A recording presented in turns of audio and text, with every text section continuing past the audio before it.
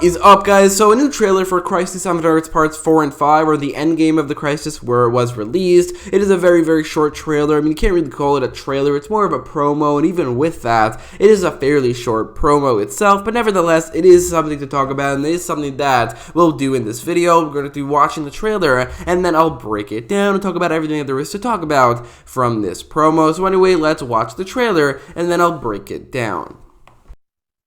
We get out of here, and we find a way to get everyone that we lost back. My entire life prepared me for this fight. We will not fail this world.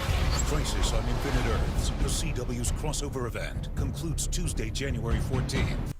So the trailer begins with a shot of the vanishing point and then cutting to the Paragons, or at least a couple of them, Supergirl, John Jones, Batwoman, and White Canary, who are 4 of the 7 Paragons, minus Lex Luthor, Ryan Choi, and The Flash. But this episode will focus on those characters, obviously, because those characters, plus Oliver and the Anti-Monitor, are probably some of, or probably the only beings left in the multiverse that are not beings who are outside of the multiverse, so obviously it would focus on them. It definitely, I think, based off what Kara says, we have to get what we lost back, like I've said so many times already, has a very similar vibe to Endgame, where it's like there's only like a ragtag group of heroes left. All of the other heroes are all dead. The only ones that are left are either like the original heroes or some other heroes from the Avengers who are left. But it is a very similar, a very similar vibe, a very similar feeling to it, as they have only a couple people left and they have to try to save what they lost. In Endgame, it was saving the people who died, which was half the universe, but in the Arrowverse here, it's way bigger, not only because there's a lot less people left. In Endgame, there's half the universe left. Here, it's only 7 people, plus a couple others, or like 7 main people who are left, while literally an infinite amount of people all died, so that is much bigger scale than Endgame itself, but either way, it has a very similar vibe of there only being a couple heroes left, but also they have to restore and get back what they lost. It's just for the Crisis, it's way bigger, and also they have a lot less people. So there's a shot in the trailer of Supergirl holding up Superman's cape in the vanishing point. I guess they're going to make it so that when Lex Luthor traded or switched places with Superman, for some reason Clark's cape was still around. But this does bring up the question of when does this take place? Because the episode is supposed to, or it seems like it's supposed to take place a month after episode 3. Instead, however, this scene here does not seem like it would take place a month later. I mean, how could that possibly happen? Either Kara comes across Superman's cape or something, or more likely, this shot takes place like a couple moments after the ending of episode 3, and I do think that is, again, another more similarity to Endgame that I didn't expect to be as similar, as Endgame began not really that long after the ending of Infinity War, but then after a couple scenes, it cut to a time jump 5 years later. Here, it seems like they're going to be the exact same thing, where it takes place right after part 3, but after that, after all of the Paragons realize what's going on and talk about the multiverse, then it's going to cut to a month later, where Ryan has a beard, where Barry has probably disappeared, and a couple things like that. And this shot right here of Supergirl holding Superman's cape is probably from the very beginning of episode 4, after the whole backstory and origin story of the Monitors. There's this shot, a couple scenes, and then there's a time jump to 1 month later, but that is actually not the only thing that this shot represents. It's probably I think the most significant shot in the trailer, not only because of what it represents, that there might be a couple scenes early on in the episode that take place before the time jump, but also because it's probably the shot that Mark Guggenheim was talking about when he mentioned that there's going to be another shot similar to this cover from Crisis on Infinite Earths, the cover where Superman is holding a dead Supergirl, which was recreated for, I think it was the first episode or the second episode of Supergirl Season 2 in, the exact same way, but that was not in a Crisis, so this is going to be, similar, but reversed. Mark Guggenheim talked about this when a fan on Twitter mentioned that the shot of Supergirl holding the dying Superman in her arms in part 3 was kind of a reverse of this shot, and Mark Guggenheim said that there's going to be an even more similar looking shot in Crisis on Infinite Earths part 4, or maybe it was part 4 or 5, I don't know which one it was, but it is, I think, pretty clear to me that this is that shot. While nobody's holding anyone, Supergirl is only holding Superman's this cape. It is in the exact same pose, except for like she's not screaming like Superman was in the cover, but it's in a very similar pose to Superman in the cover where he is holding a dead Supergirl. This is kind of the reverse with Supergirl in that same pose holding the cape of Superman. She's not holding Superman himself, but it is the cape, and I do think that this is the shot that Mark Guggenheim was talking about. It does look more similar itself, like it to the reverse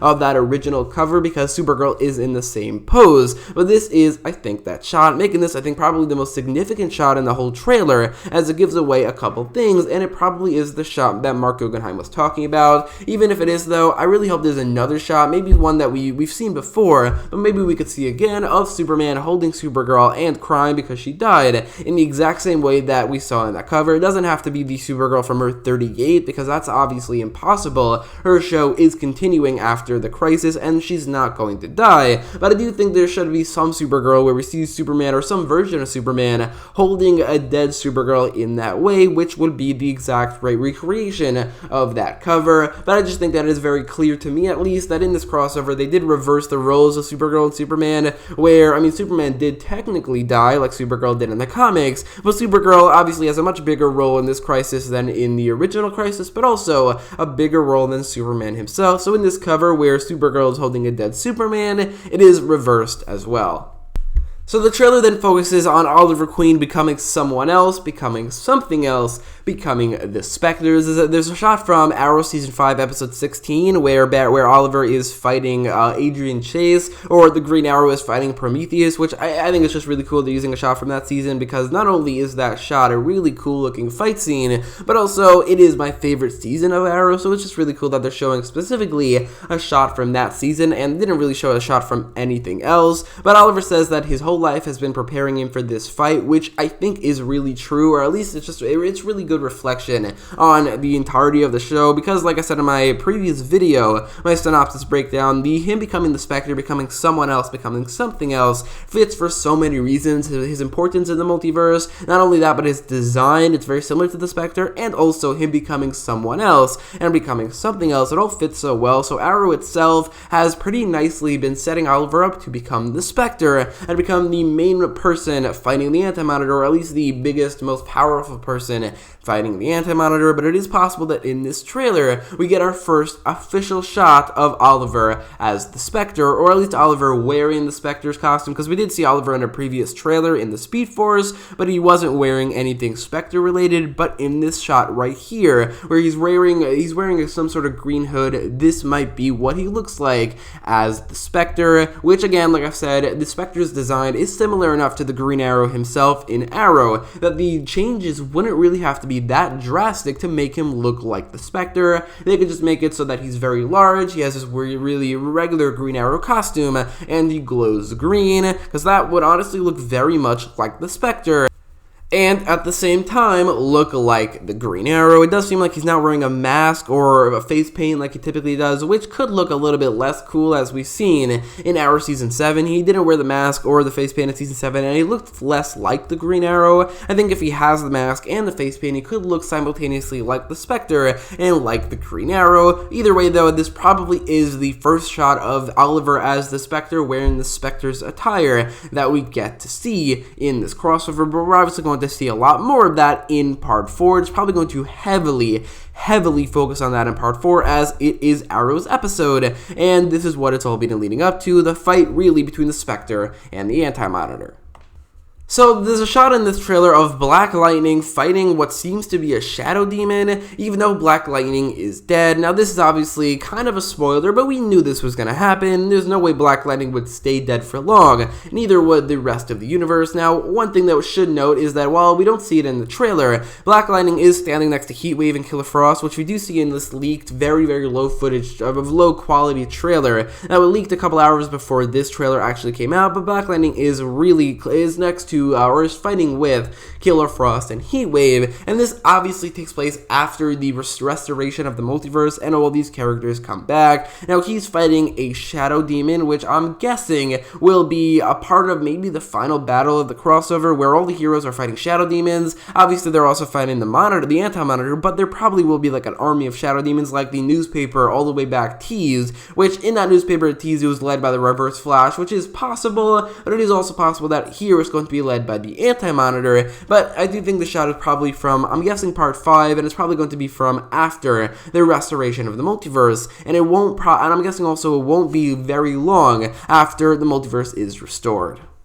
So in the trailer, there's a shot of the Monitor. When I saw the shot, my first instinct was that this is from the origin story of the Monitor and the Anti-Monitor, but that cannot be the case. As in the background, you do see Supergirl. You see Supergirl doing some sort of like flip, but she's like being blown up, so she just got attacked. She's being flown back, and this is obviously not from the origin story. This could be that they time travel back to a time when the Monitor was still around, or the restoration of the multiverse will probably give the Monitor back his power, because the Anti-Monitor will most likely be depowered because the multiverse is restored. The less universes there are, the more powerful the Anti-Monitor is, and the more powerful the Antimatter universe is. But I do think that since the multiverse is coming back, the Anti-Monitor will be a lot less powerful and powerless enough for the heroes of Earth 1 and Earth 38, and also Black Lightning probably, to defeat him by themselves. But with the multiverse being restored, the Monitor probably will be restored as well, as he draws his power from the multiverse, and the more worlds there are, the more powerful he is, so that's probably how he's coming back. So the trailer ends with White Canary saying, "We will not fail this world," which is actually expanded upon in the leaked trailer that was posted on Instagram, the low quality one, where she also says, "We will not fail this world, not today, not ever," which that expansion isn't significant, but the reason it is significant is because while she's saying that, we see a shot of Supergirl, the Flash, and White Canary in what seems like the same area as where White Canary is 9 seconds into this trailer when she's saying this, but it's very, very clearly not that same green tinted area we've been seeing this whole time, which is the dawn of time. Instead, this is probably on the new Earth, and it's probably why White Canary says, "We will not fail this world," instead of potentially saying, "We will not fail the multiverse," or we will not fail the world. She says, "We will not fail this world," implying that there's only one world left, or maybe this only world that's left, which is probably the new Earth. I'm guessing a combination of Earth 1, Earth 38, and the Black Lightning universe, potentially some others, is the only one that is still in danger, potentially also because that's the original universe. Maybe in the dawn of time, there was one world which originally split off into Earth 1, the Black Lightning universe, and Earth 38, and then every other universe in the multiverse is still a little bit separate, but this is the original universe that was split off all the way back in the beginning, and maybe either they prevented it from being split off, or maybe they did something to merge it, and that's what the Anti-Monitor is after. And that is, I think, potentially why White Canary says this world instead of the multiverse, since it's maybe only this world that's in danger. So anyway, that's it for this trailer breakdown. Let me know your thoughts in the comments down below about everything I talked about in this video, and if you liked this video, make sure to leave a like, share, and subscribe, and thanks for watching.